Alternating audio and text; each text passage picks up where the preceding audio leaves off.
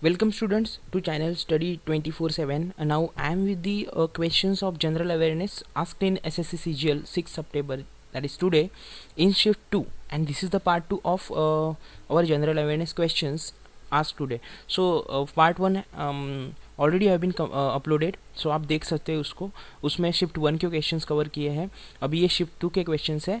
So let start. First governor of free India, जो जब India independence India को मिला तब कौन गवर्नर जनरल बने इंडिया के फर्स्ट इंडियन? ओके, सी राजागोपालाचारी ये first governor general of India थे after independence. Okay, next, which has the least frequency, which rays has the least frequency, ऐसे होगा वहाँ पे. so visible rays has the least frequency, ये क्यों है?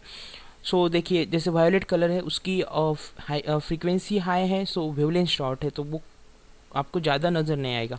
रेड कलर की लोवेस्ट फ्रीक्वेंसी लेकिन वेवलेंथ हाई है, जिसकी वेवलेंथ हाई वो ज़्यादा जल्दी आपको दिखता है, पॉइंट आउट होता है. ठीक है, सो ये इसके पीछे रीज़न है.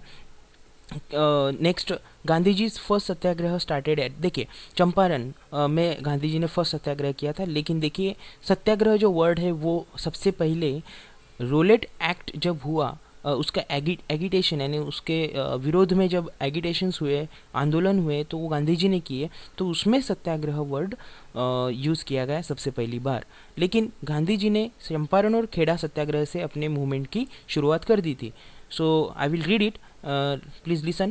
Champaran and Kheda Satyagraha, the first Satyagraha movements inspired by Mahatma Gandhi occurred in Champaran district of Bihar and the Kheda district of Gujarat on 1917 to 1918.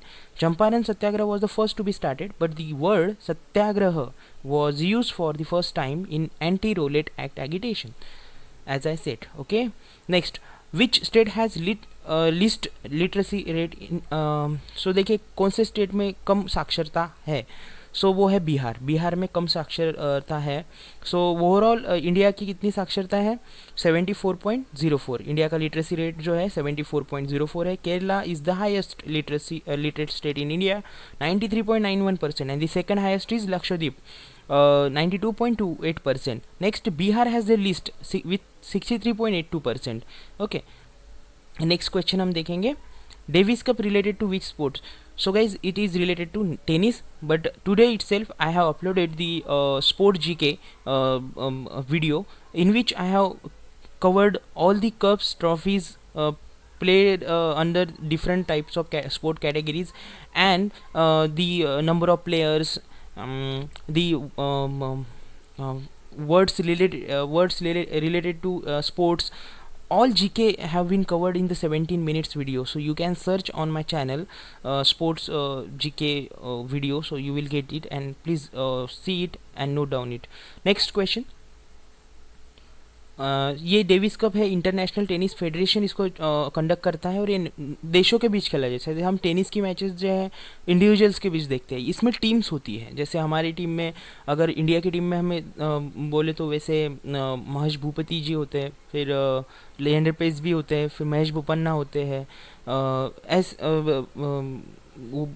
ऐसे प्लेयर्स उसमें इंक्लूड होते हैं. टीम्स के थ्रू खेला जाता है और नॉकआउट फॉर्मेट में होता है ये. इसमें अगर एक मैच भी आप हारे तो आप आउट ऑफ द टूर्नामेंट हो जाते हैं. ठीक है, next, which one of the following book was written by Kautilya? देखिए, कौटिल्य ने कौन सी बुक लिखी है?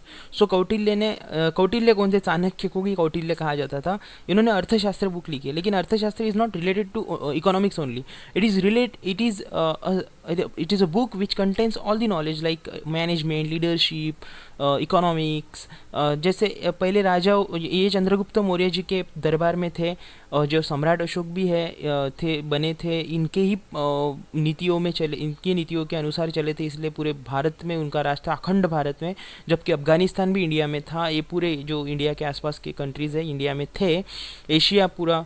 सो वो उसमें फिर उन्होंने सब कुछ बताया है. इसीलिए चाणक्य जी को Indian teacher, philosopher, economic, jurist and royal adviser, ये सब कुछ उनको कहा जाता है.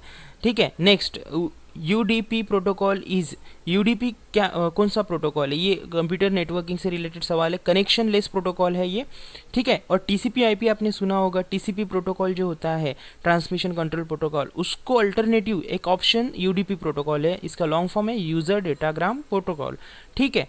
और ये जो भी इंटरनेट पे एप्लीकेशन चलते हैं उनको उनके बीच अगर प्रॉब्लम्स है, low latency and loss tolerating connections है, तो वो सेटअप करते हैं ये प्रोटोकॉल थ्रू। नेक्स्ट हम देखेंगे the north coast of west coast. ये क्वेश्चन ही थोड़ा कन्फ्यूजन लगता है, लाइक तो ऐसे कन्फ्यूजन नहीं है लेकिन पढ़ने में से हमें लगता है, लेकिन नॉर्थ कोस्ट जो है, जो इंडिया की कोस्ट लाइन है, उसमें नॉर्थ कोस्ट जो है उसका वेस्ट कोस्ट कौन सा है, ऐसे पूछा है हमें। कोस्ट लाइन यानी जो समुद्री बॉर्डर्स हम बोलेंगे उसको इंडिया की।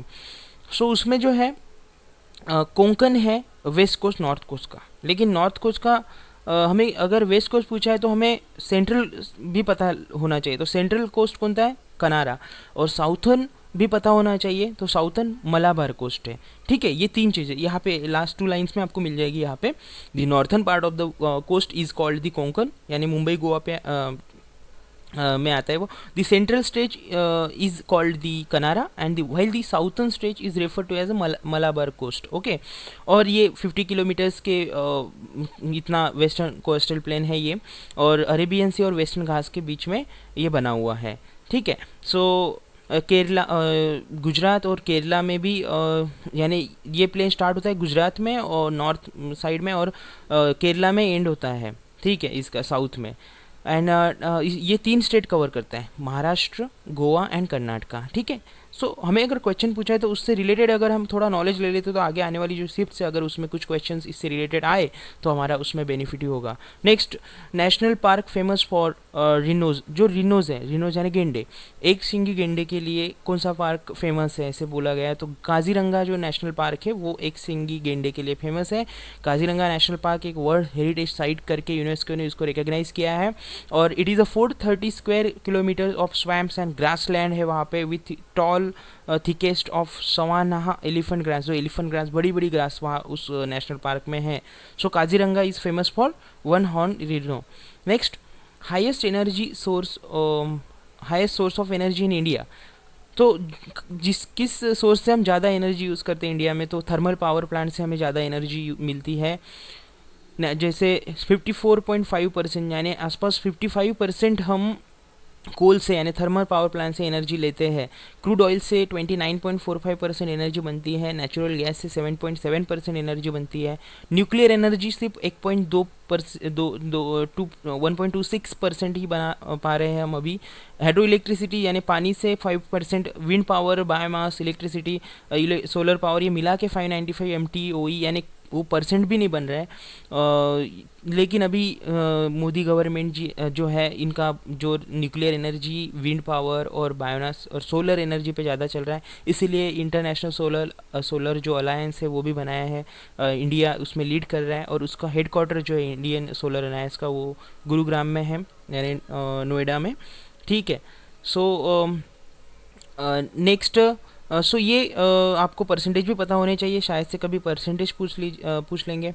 नेक्स्ट हम देखेंगे fat tax in which state? Kerala. So fat tax यानी जो चीज़ें होती है burgers, pizzas and other junk food, ये जिस ब्रांडेड रेस्टोरेंट में सर्व होती है तो उनके ऊपर अभी 14.5% टैक्स लगाया है केरला ने। ओनली केरला ही स्टेट है इंडिया में जिन्होंने ये फैट टैक्स लगाया है। इसके पीछे एक रीज़न है कि जैसे ये जो बर्गर्स, पिज़्ज़ाज और अदर जंक फूड है, ये इनकी वजह से ऑब्सिटी यानी और मोटापा, ये बहुत सारी चीज़ें बढ़ रही है।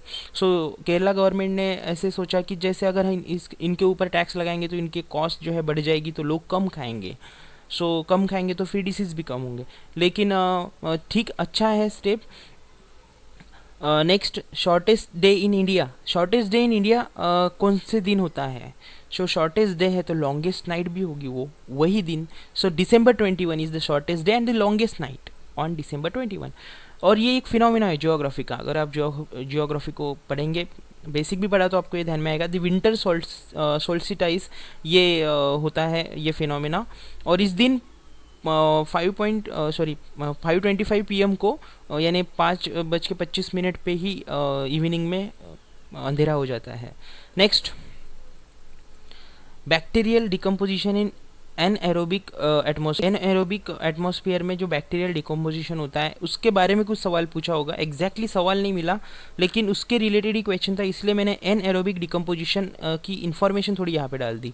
एनएरोबिक यानी जिसमें एयर यूज़ नहीं होता, सिंपल सी फॉर्म में वो एनएरोबिक होता है डिकम्पोजिशन। उसमें कुछ methane, organic acid, hydrogen sulphide जैसे सब्सटेंस बनते हैं।